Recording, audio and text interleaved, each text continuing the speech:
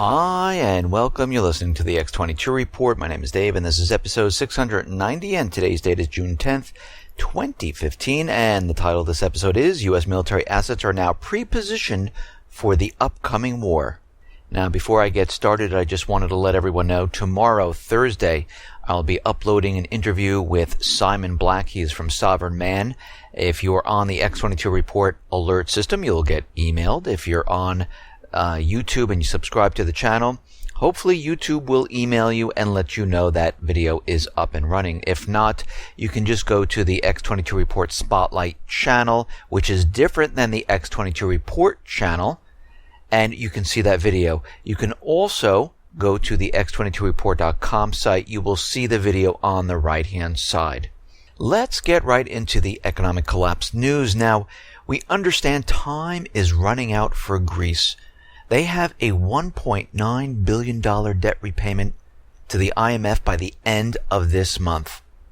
And we know they skipped a payment. We understand they're in talks with Germany trying to iron out this deal. We understand they're in talks with BRICS, with Russia.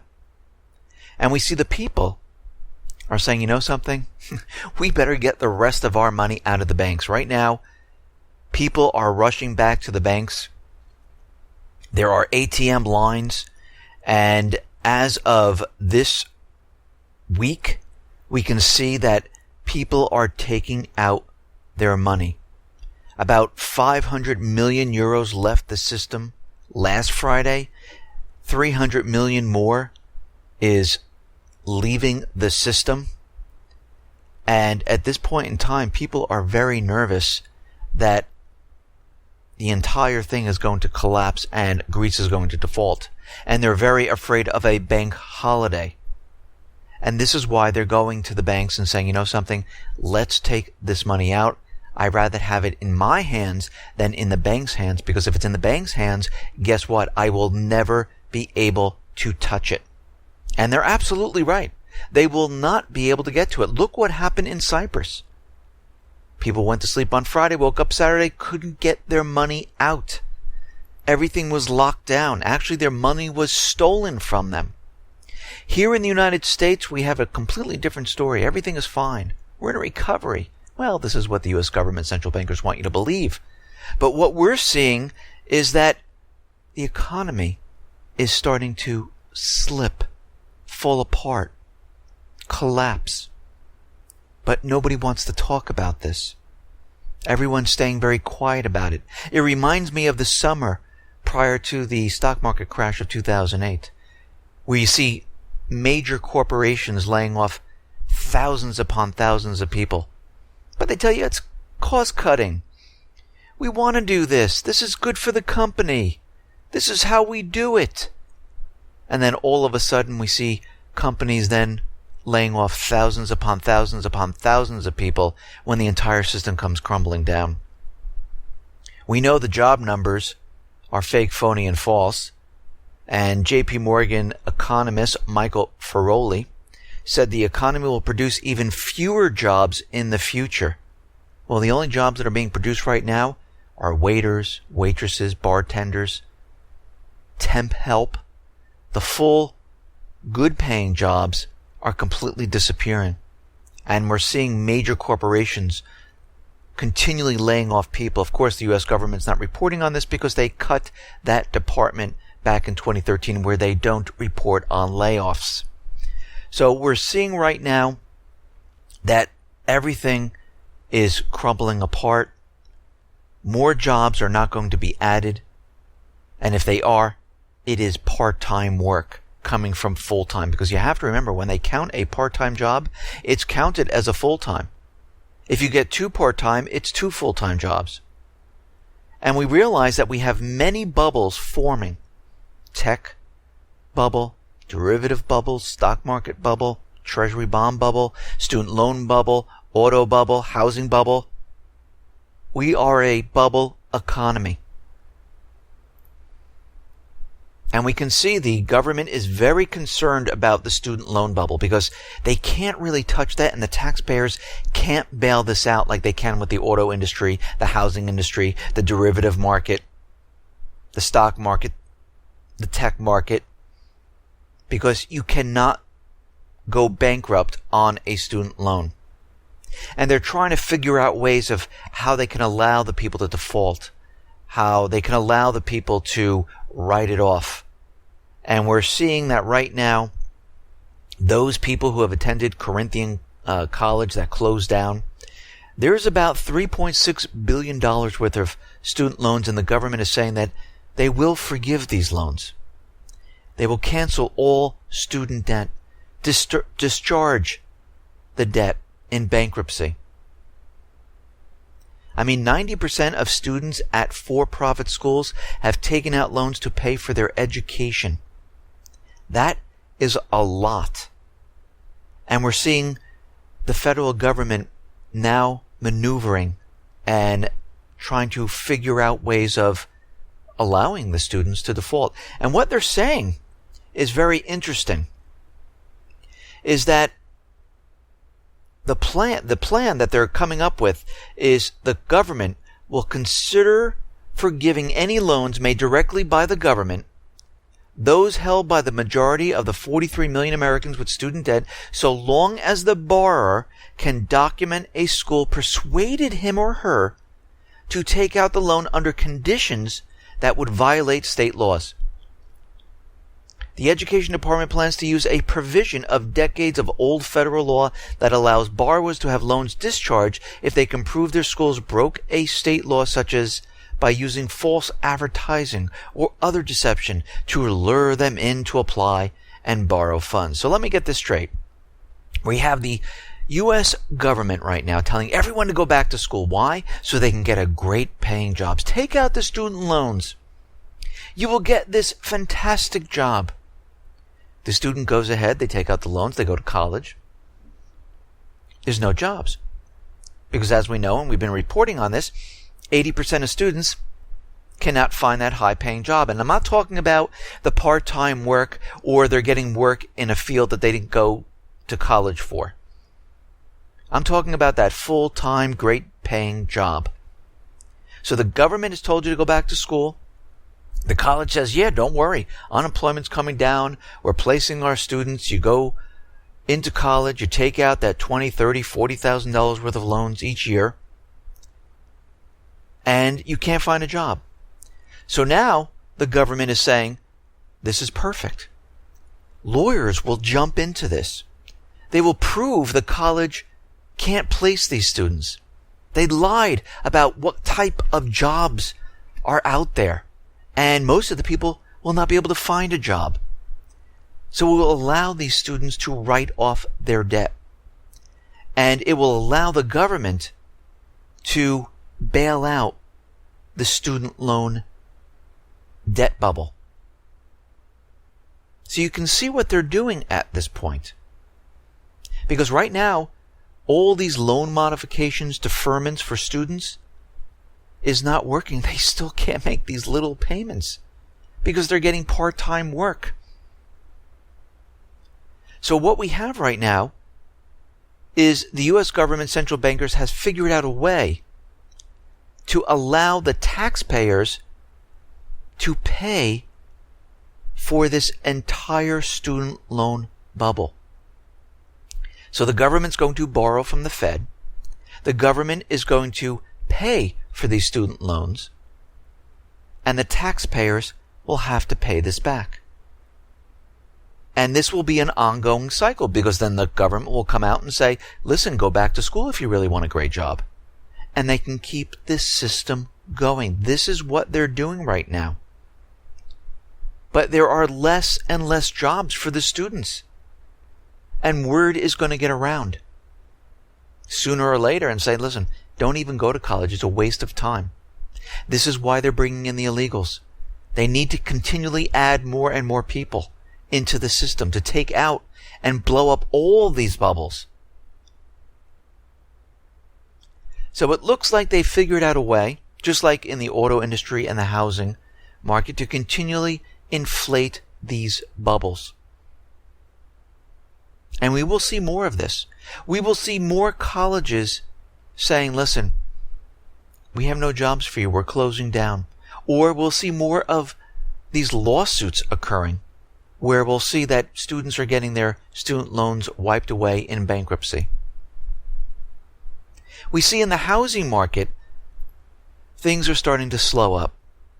The growth rate fell to 16% in 2014 from 20% and dipped down even further, especially in certain markets like Miami. Now, Miami has been built up. It's a bubble, just like many of the other cities. A lot of foreign investors are coming in and purchasing these condos. And now we're starting to see that things are starting to slow up. We're starting to see the rate of growth is starting to slow and starting to decline at this point in time. And we see the trend has continued, and we're at this top point and it's starting to slide. Many developers are now having a difficult time locating buyers as whole countries are priced out of the market because the dollar is increasing in value. It's getting tougher and tougher. And people normally ask me like, well, I don't understand the housing market. They're telling us it's fantastic. Things are going perfectly. More and more people are buying houses. And I've said this before, but we're getting real evidence now that these hedge funds, investment companies, they don't buy like one or two homes. These companies buy thousands and thousands of homes. Cerberus Capital Management is buying about 4,200 U.S. houses, expanding its homes for the rental market. Now what they do is they go out and they buy these homes, they hold on to them, they don't sell them, they try to rent them. This is just one investment company that's doing this. There are many more that are doing this right now. Right now, this capital management firm has about $25 billion under management. They are a landlord to thousands upon thousands of homes. And we see this with many more companies like Blackstone, Colony Capital. So when you see the housing market improving and their existing homes are improving, these investment companies, hedge funds, capital management firms, they're buying houses by the thousands. They could be foreclosed homes. They could be people that are just selling their homes, and their instructions are to hold on to them. And this is what they are doing. And this is why you see the housing market is not driven by the people, but it's driven by the central bank, by giving free money to allow this to occur. Now, we understand the United States government central bankers, the private Western central bank system is on its last legs. They're not out there making economic deals with any country anymore. They're not saying, hey, we'll help you build your infrastructure. Actually, what they're doing is the United States government central bankers are bringing in troops into certain areas to keep what they have. But we see the BRICS system and Russia, they're out there making economic deals all over the place. We see the BRICS Development Bank and the AIIB. They're going into South and Central American countries to develop their infrastructure. And the Executive Secretary of the Economic Commission for Latin America and the Caribbean saying this is the best place for us to be, is with the BRICS and the AIIB to help us build our country, to build our infrastructure. They didn't mention the United States. They didn't mention the United Kingdom. They didn't mention the IMF. They're turning towards the new system. And this is why the United States government central bankers have been trying so hard to get into these countries, because they did not want this to happen. They wanted to place a central bank, put their natural resources on the dollar, to continually keep the system propped up until they could get the wars started. So all eyes are off of them, and they're on another evil country, another group, to blame them for the disaster for this economy. And of course, they're continually trying with taxes and other things to bring in revenue. And I talk about Obamacare quite a bit. But right now, Obamacare is becoming very unpopular. Right now, A new Washington Post ABC News poll finds that a record 54% of Americans oppose Obamacare because they're starting to figure out that Obamacare is not really for the people. It's not really that different than what we had, except it's more expensive, I get less benefit, and if I don't want it, I have to still pay with a penalty. What did he actually really do? What? He gave subsidies to the poor to allow them to get health insurance.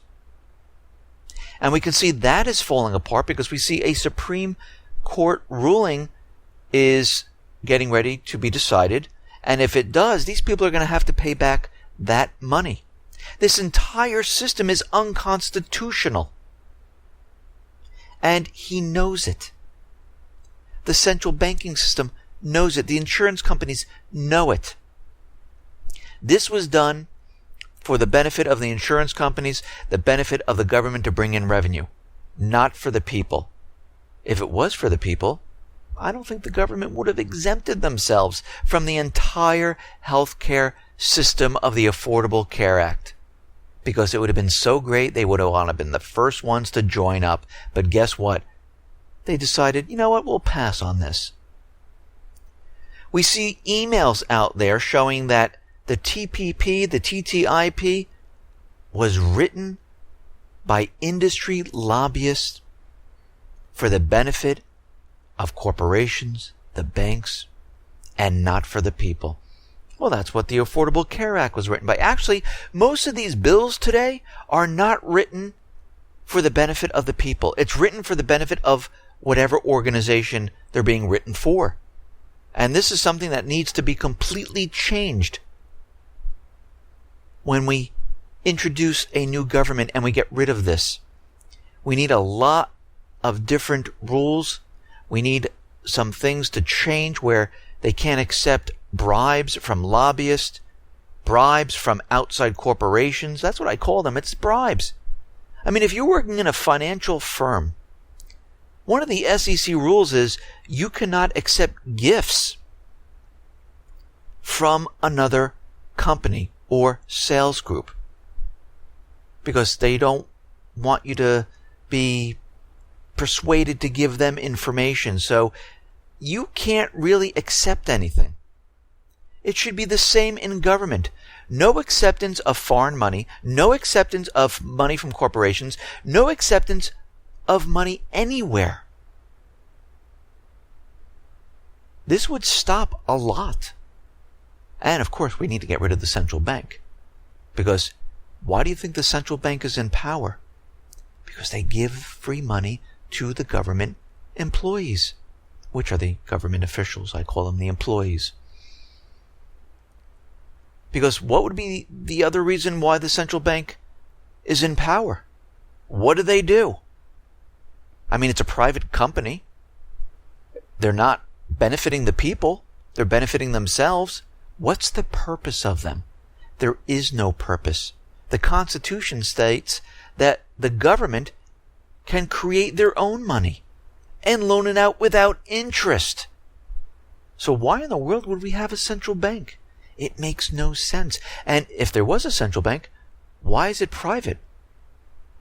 I mean, think about all of this. And we see that there are groups out there, advocacy groups, the public citizen advocacy groups, saying that this TPP agreement undermines the U.S. healthcare system. Peter Mabarduk from Public Citizens Global Access saying that the Obama's secretive negotiation process acting at the behest of pharmaceutical companies has subjected Medicare to a series of procedural rules that would limit Congress' ability to enact policy reforms that would reduce prescription drug costs for Americans and might even open to challenge aspects of our healthcare system today. And saying this would also have an effect in other countries like New Zealand, Australia, Japan, Latin America, Southeast Asia.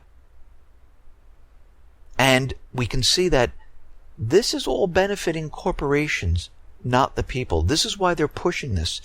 They're saying the TTIP will trigger a wave of privatization.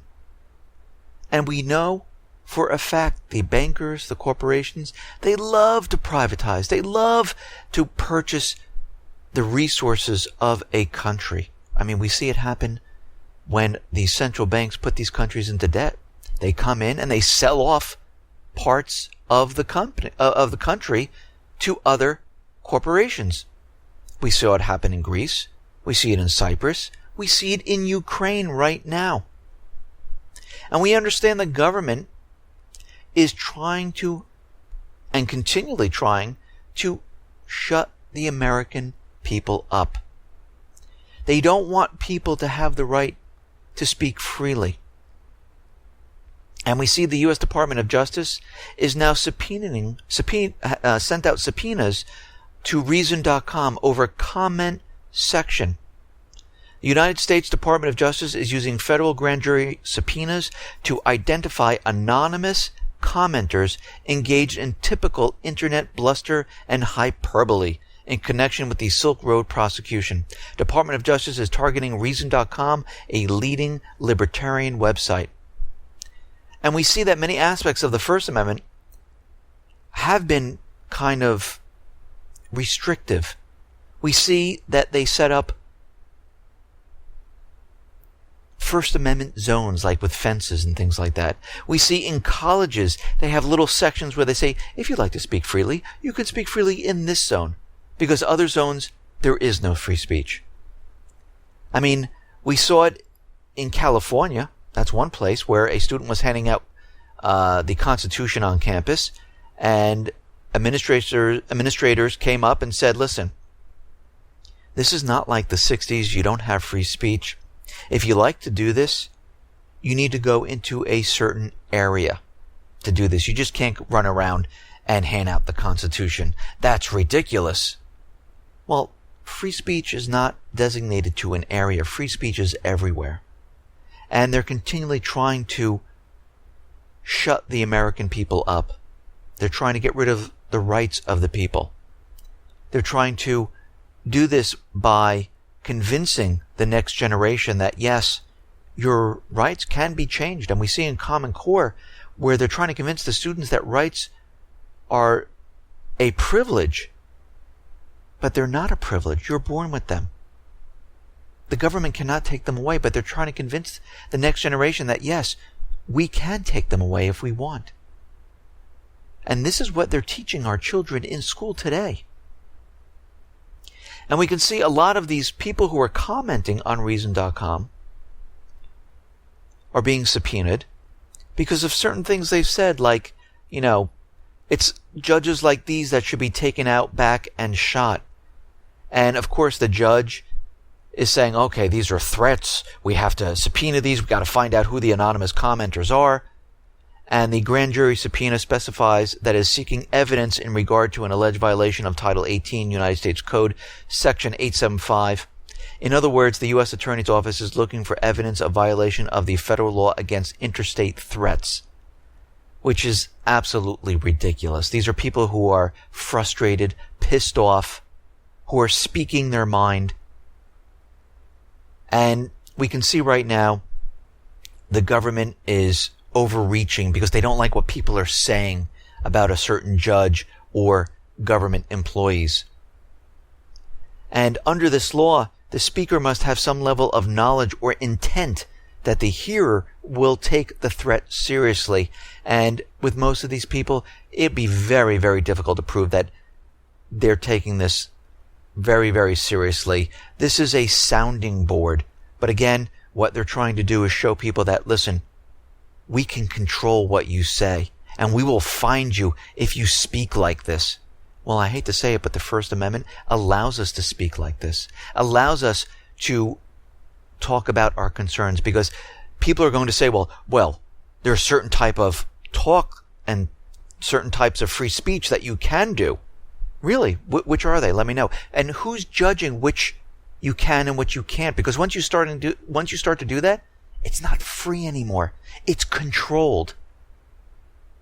Because then you start saying, well, that's hate speech. Well, we're going to have to limit that. Well, that speech sounds like it's a threat, so we're going to have to limit that. Well, I don't like that you're saying this to this group, so we're going to have to get rid of that. That's no longer free. Free speech is you can say whatever you want. And then the people decide, you know something? I'm not going to listen to that. I'm not going to go to that site. I'm not going to listen to what they say. Because once the government or a Supreme Court tells you what you can or cannot say, it's no longer free. It's controlled speech. And this is what we're seeing the government do. They started out with the politically correct. Think about what they're doing. They're shifting you into a certain path. Okay, you can't say this, but you can say that. Be politically correct. Actually, they're controlling what you say. That's what they're doing. And now they're taking it a step further. Now, out in South Korea, we see the U.S. government is going to sell South Korea an Aegis missile defense system worth $1.9 billion. The State Department has made a determination approving a possible foreign military sale to the Republic of Korea for the Aegis combat systems and associated equipment, parts, and logistical support for an estimated cost of about $1.9 billion. And we know that they've already brought in the Apache helicopters that they sold there. We also know they upgraded their Patriot missile system. They brought in the THAAD missile system because they are getting prepared. They're getting ready to encircle China and North Korea. And this is why we see all this occurring right now. Out in Ukraine, what are we seeing? Well, the people in Donetsk and Lugansk, they've drafted the new constitution, the amendments to the constitution that they were supposed to do for the Minsk II agreements. And they're going to submit them to Ukraine, the government of Ukraine. But we can see at this point in time, Poroshenko, he doesn't really care. He's not following the Minsk II agreement. He's violating it at every step. And we can see right now there is reports coming in that heavy weapons are being moved around Ukraine. They're being moved to, I'm going to try to pronounce this, Krasnogovka area. And they're continually doing this. It seems like they are setting up for a major offensive, which we know this is exactly what they're doing. And what they do is they pull out the heavy weapons, they move it to a different area, and they're continually doing this to confuse to confuse the OSCE. Because as soon as the OSCE moves out of that area, they bring back the weapons. And we see NATO at this point in time, because we know this offensive is coming, they are going to bring in additional military medical assistance. They're going to boost long-term medical services provided to the Ukrainian military, as well as bolstering medical rehabilitation in the country. Now, why are they doing this at this time? Because once this offensive starts, there's going to be a lot of military personnel, soldiers, who are wounded. So they are boosting this. We see out in the Middle East, the International Committee of the Red Cross has warned of a worsening humanitarian situation in Yemen. 26 million civilians are at risk. They need food, they need water, fuel, medical aid. And as we know, the U.S. and their proxy force, Saudi Arabia, they keep all humanitarian aid back. They stopped the bombing for a short period of time, and now there is no humanitarian aid being brought into Yemen. And the people are having a very difficult time. And we see they're continually pushing talks with preconditions, and the Houthis are saying, well, no, you've laid out what you want us to do. You really don't want to talk. You just want us to lay down our weapons, surrender, and accept the new puppet government, the same puppet government back into power. Well, these aren't talks then. These are conditions. And that's exactly right. We see that the UN is saying, listen, the Libyan factions need to agree quickly on a joint government, or else something will happen in Libya. And we see they're pushing the propaganda that the Islamic State now has taken over a lot of the Libyan oil ports. Well, of course they are, because as the proxy army of the United States, they probably brought in a force in there and said, listen, capture these oil ports. We don't want the government of Libya, which is in Tripoli, to take these oil ports, because we don't want them selling the oil not using the dollar. And this is why they moved the central bank. This is why they're trying to control this region, because they're protecting their oil. They're continuing with the oil sales on the dollar. This is what they're worried about. And we can see as time goes on and the battle rages in Libya, eventually, with everything going on, they are going to go back in there to reinstate the puppet government. We see it's happening in Libya. The United States Department approves 6 military aircraft to Lebanon. And this is a big deal of about $462 million arms deal. The deal includes 6 A-29 Super Tucano planes, which are military aircraft specialized in light attacks, counterinsurgency, close air support, and reconnaissance missions. Everything is being pre-positioned right now. They're bringing in the military assets to all these puppet governments. They're bringing in more troops into the region. Of course, they call them advisors. We see Israel is out there saying that they're getting worried about the Golan Heights, the borders on Syria, but we know they use this to supply the Islamic State with medical help, with arms. They support the Free Syrian Army. The report came out from the UN saying, yes, we have reports that this is true, because they are getting ready to maneuver into Syria to take out Assad. And this is all building up right now.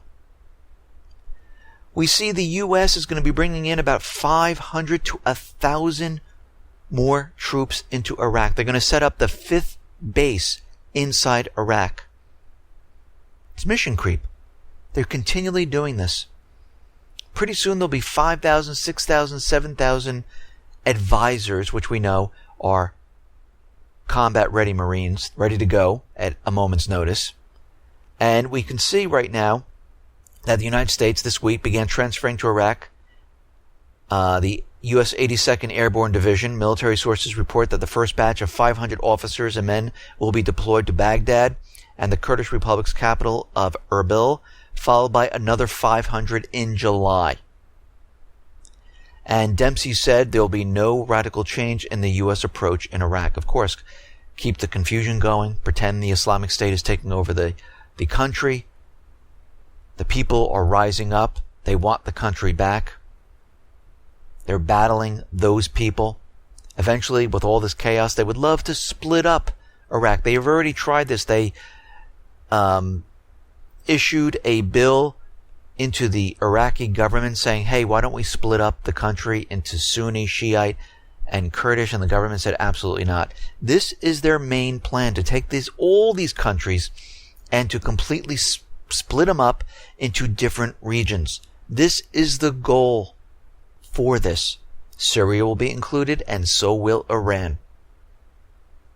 We know the United States government, central bankers, created the Islamic State, control the Islamic State. And when U.S. intelligence was asked a direct question saying, do you support the Islamic State? Do you pay for Al-Qaeda? Do you give them weapons? The State Department had no comment on this. Wouldn't they just come out and say, absolutely not, we do not do this? Why did they say no comment? That tells us that, they're supporting them. It is the proxy army for the United States. We see the U.S. Senate right now, the Senate Foreign Relations Committee has approved a bill that condemns violence in Syria and calls on the State Department to report to Congress on war crimes made by Assad. The bill denounces the use of chemical weapons, the targeting of civilian populations with barrel and cluster bomb and missiles, and gross human violations carried out by Assad. Now that's very strange, because they put this in there about cluster bombs, and Saudi Arabia is using cluster bombs in Yemen.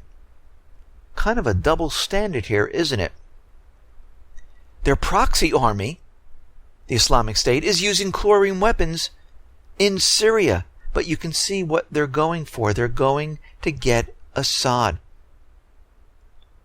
We see the Islamic State in Syria blew up a gas pipeline that fed natural gas into Damascus, which gave generated electricity and heat to homes there.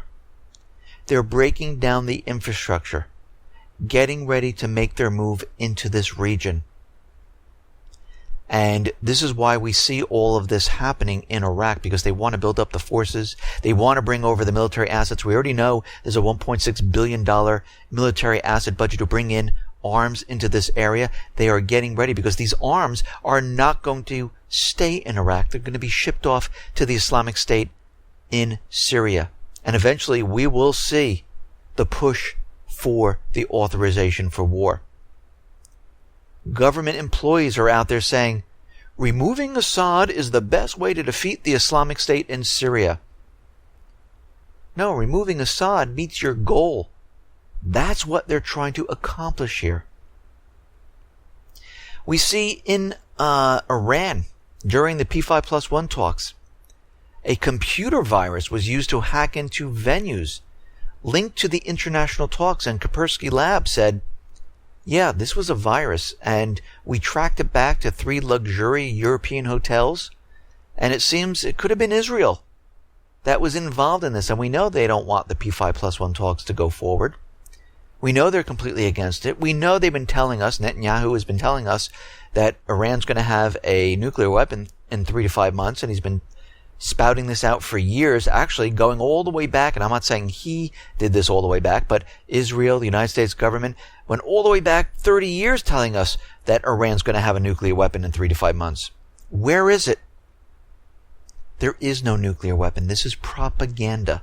They would love to get into this country. They need to get into Syria. We see the United States, the French government is out there saying the Islamic State group has cyber attacked the French television network TV5. And they're saying that actually we believe it was done by Russia-based backers. So now they're making connections using the propaganda that it was absolutely Russia that did this. Here in the United States, we see the propaganda of Russia doing cyber attacks. They're blaming it on China. They're doing whatever they possibly can to forward their agenda. For China, they don't want the yuan renminbi to become a reserve currency. For Russia, they're continually demonizing, saying, they have malware in our financial systems. They have malware in the infrastructure system. So when the entire system comes down, they can say, see, it was Russia, because there is a definite buildup here. And we understand that Israel was using dirty bombs, experimenting with them. We understand in Michigan and California and other places they were having these dirty bomb drills. And we can see, and as we know, they're getting ready to do something in this arena. Because we have Australian intelligence. They're reporting that the Islamic State right now has enough radioactive material to create their own dirty bomb. And the 40-block nation of NATO is expressing concern. The U.S. is concerned about this because we've already seen the Islamic State here in the United States. And they're saying that they could use this in any of the cities. And as we know, if this does occur, this is a false flag event. They've been training for it. Israel has been testing it. And we know the Islamic State is the proxy army for the U.S. government. And we know they want the authorization for war passed. They need it to be passed. They need to go wherever the Islamic State is. And now they're reporting the Islamic State now is in Russia. Remember, the U.S. government can go wherever the Islamic State is, no matter what country it is in. And this is why we're going to see a run-up to get this passed with some type of an event. Listen, everyone, thanks a lot for listening. Be well, be safe, and especially be prepared. Thanks a lot.